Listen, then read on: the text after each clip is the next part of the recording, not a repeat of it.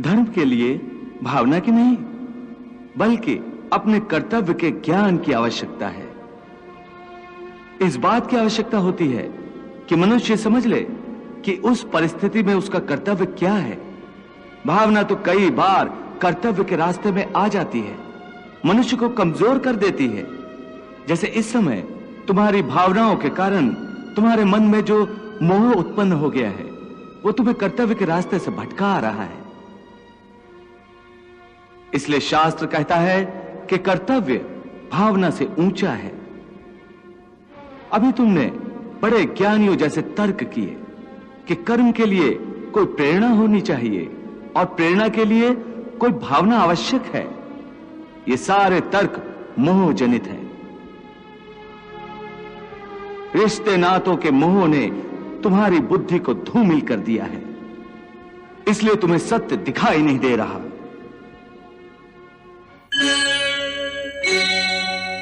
हे केशव, तुम जानते हो कि मनुष्य जब कोई कर्म करता है तो उस कर्म का कोई कारण होता है, कोई प्रेरक होता है जिसकी प्रेरणा से मनुष्य कर्म करता है। कोई भावना तो होती है जिस भावना की पूर्ति के लिए मनुष्य अच्छा बुरा कोई भी कर्म करता है।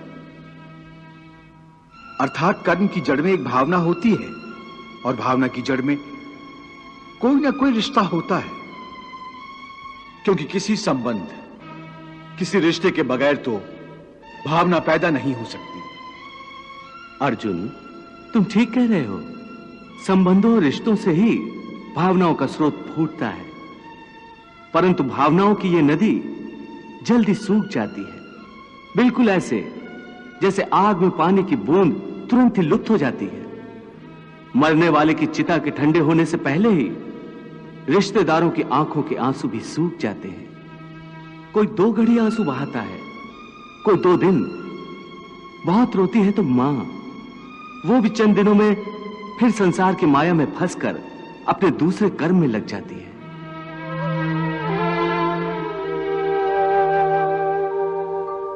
पार्थ इस लोक का कोई